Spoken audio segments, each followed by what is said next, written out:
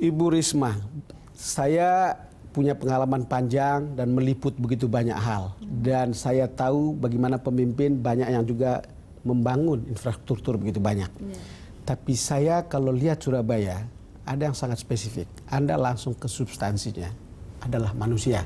Makanya tadi taman, anak-anak, lalu kemudian kita bicara apalagi yang lain tadi, doli dan seterusnya. Lalu kemudian ada sebuah gambar yang memperlihatkan bagaimana Anda marah kepada pengedar narkoba. Coba kita lihat. Banyak sekali anak yatim kena. Itu hampir 90% anak yatim. Masa kamu tega kayak gitu?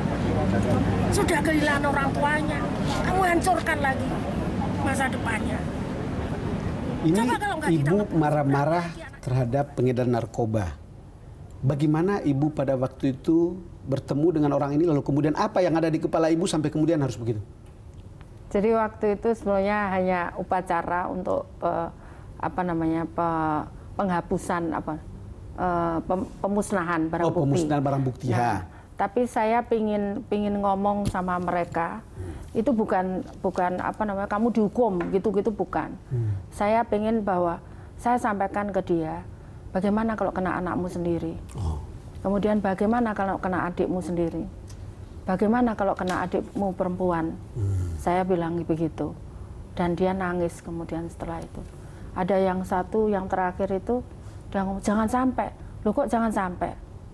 Nggak ada yang bisa nyegah kalau kena adikmu sendiri. Saya sampaikan begitu.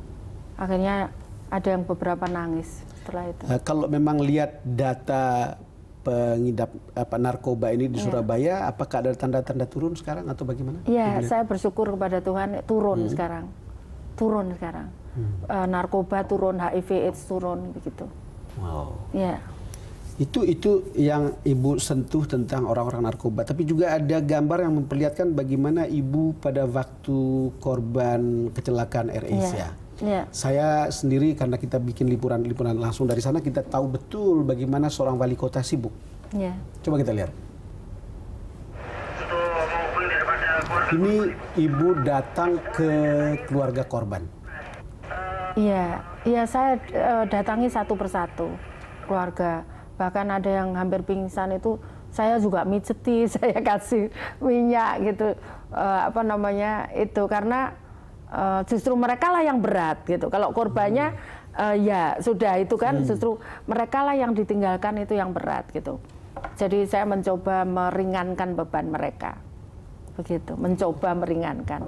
Nah suatu saat kemudian ada daerah lain, kenapa yang dilayani hanya Surabaya? Bu Wali, saya butuh ketemu dengan, karena butuh surat-surat, butuh macam-macam daerah yang ada luar pulau. Jadi saya kontak lah satu-satu, kepala daerah itu. Ada wali kota Malang, saya ngomong, ayo Pak Wali Kota Malang, ke sini. Saya bilang, ini wargamu banyak, saya bilang itu.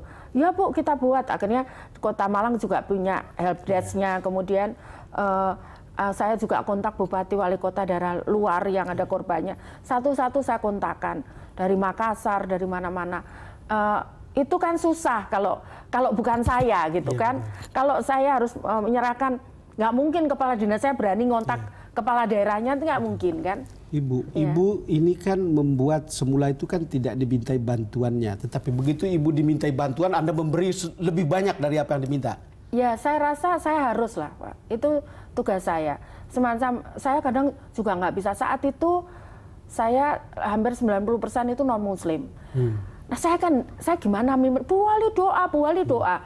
Saya juga bingung. Akhirnya saya minta undang gereja-gereja yang di gereja orang, tolong bisa datang ke saya. Bantu saya untuk meringankan beban mereka dengan berdoa. Saya kan juga nggak bisa bagaimana, akhirnya saya berdoanya umum gitu kan. Tapi saya mencoba itu, kemudian Bu ini saya pikir ini butuh psikolog. Saya kan nggak tahu namanya. Akhirnya saya undang psikolog kita. Nah kemudian ternyata psikolog itu ada persatuannya, psikiater itu. Kemudian gantian mereka megang personal touch-nya itu. Nah, seperti itu. Ibu ada sebuah gambar dengan seseorang. Kita coba lihat.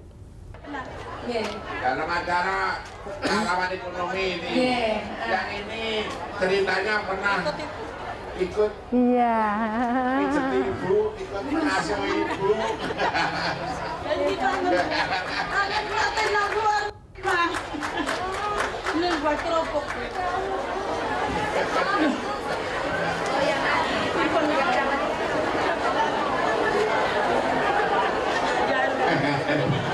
harapan Ibu nanti barangkali bisa mampir ke Bu Suparti. Namanya Ibu Suparti ini.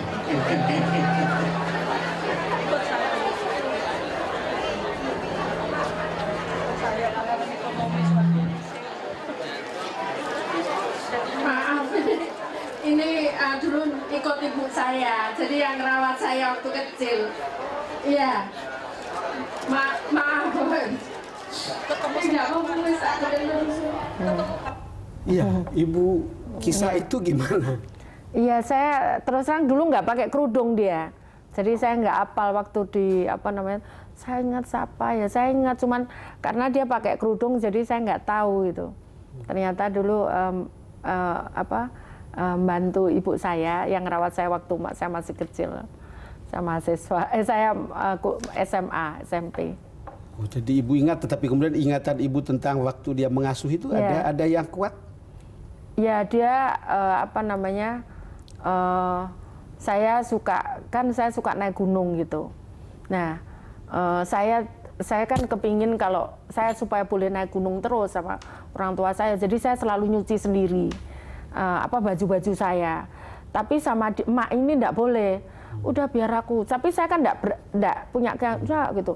Akhirnya disembunyiin baju-baju saya tuh disembunyiin supaya nggak saya cuci sendiri gitu.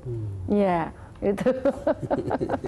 Ibu, ketika Ibu sudah berhasil membangun kota Surabaya, infrastruktur dan orangnya, kan ada sejumlah penghargaan dan termasuk yang diarak di keliling kota Surabaya. Coba kita lihat.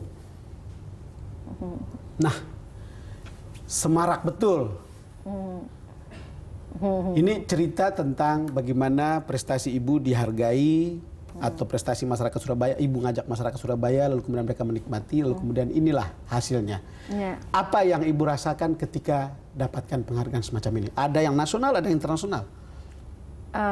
Ya, ini sebenarnya penghargaan ini untuk warga Surabaya, bukan prestasi saya.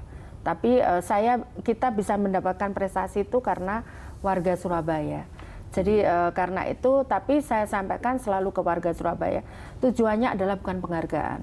Tujuannya adalah karena tujuan kemerdekaan itu adalah warga Surabaya sejahtera, bangsa Indonesia sejahtera, maka kita harus sejahtera, itu tujuan utamanya gitu.